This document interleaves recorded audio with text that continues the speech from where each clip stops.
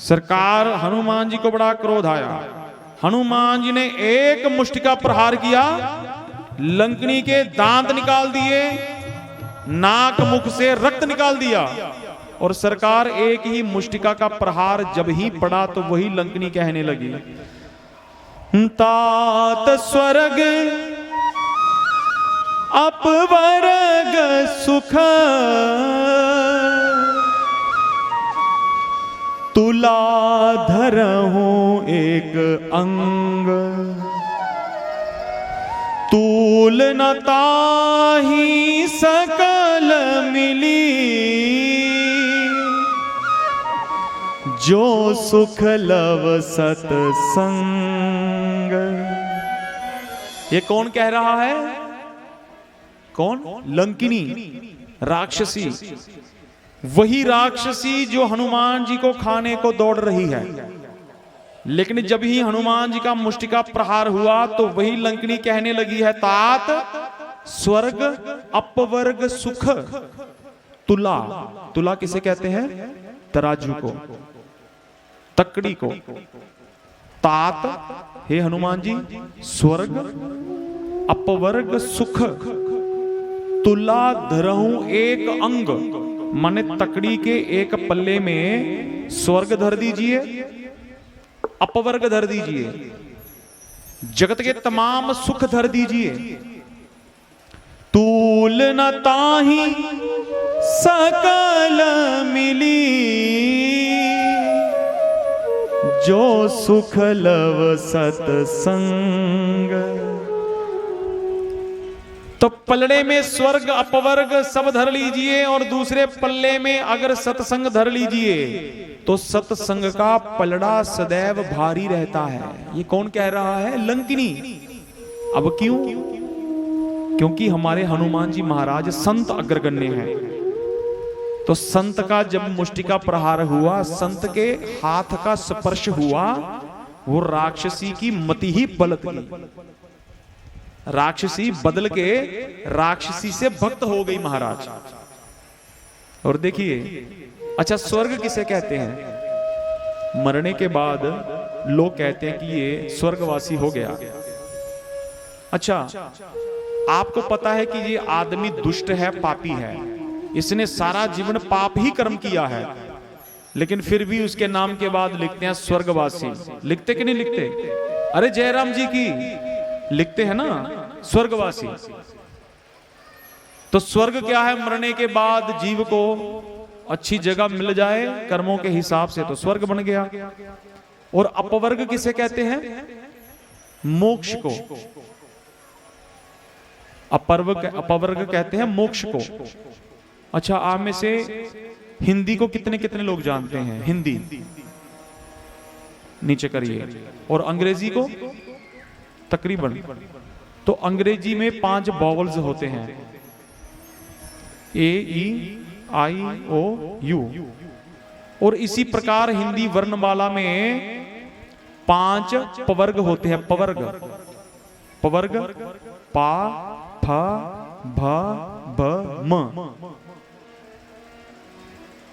पा फ भ भ म, इसे कहते हैं पवर्ग। अब अपवर्ग सुनिए। पतन फलाशा बंद भया, मृत्यु जहां पर नाही, पाप भा रहित सो अपवर्ग कहाई।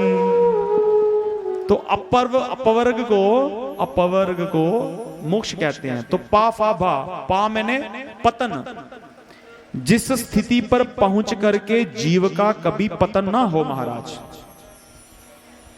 जिस स्थिति पर पहुंच करके कभी जीव का पतन ना हो।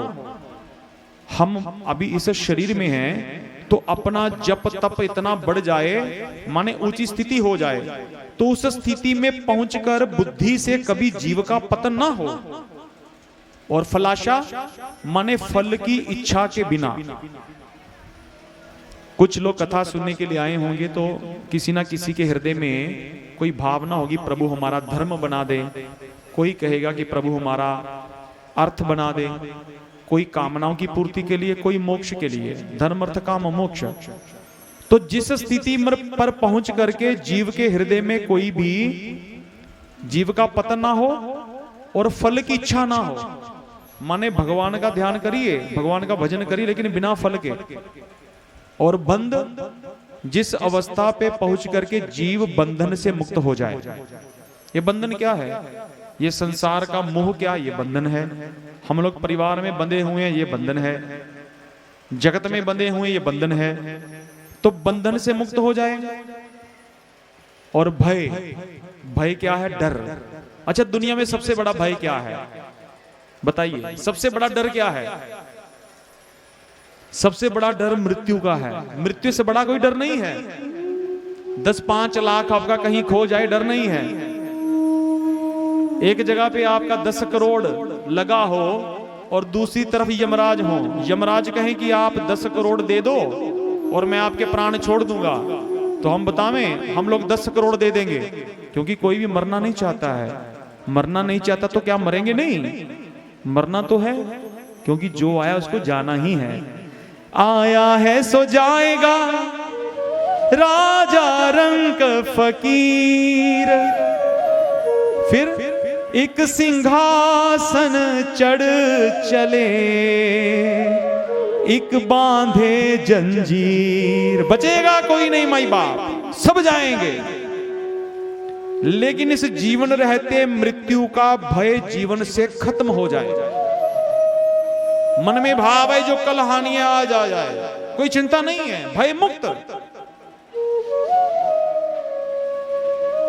तो पतन, फलाशा, बंध, भय और मृत्यु। अच्छा, मृत्यु किसे कहते हैं? हमारा बायोलॉजिकल बॉडी, जिसके सब ऑर्गन सिस्टम जब काम करना बंद कर दे तो बायोलॉजिकल डेथ बोलते हैं कि आदमी मर गया, लेकिन वास्तव में ये मृत्यु नहीं है। जिस डर के कारण हम लोग रोज मर रहे हैं, डर के कारण रोज मर रहे हैं, महाराज ये मृत्यु है।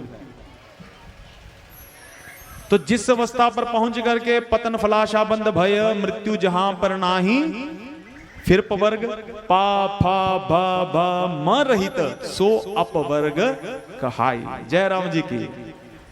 तो सरकार वही लंकनी कह रही है कि हे नाथ, सत्संग से बड़ा कोई जगत में प्राप्य वस्तु नहीं है, सत्संग से बड़ा कोई पुण्य नहीं है।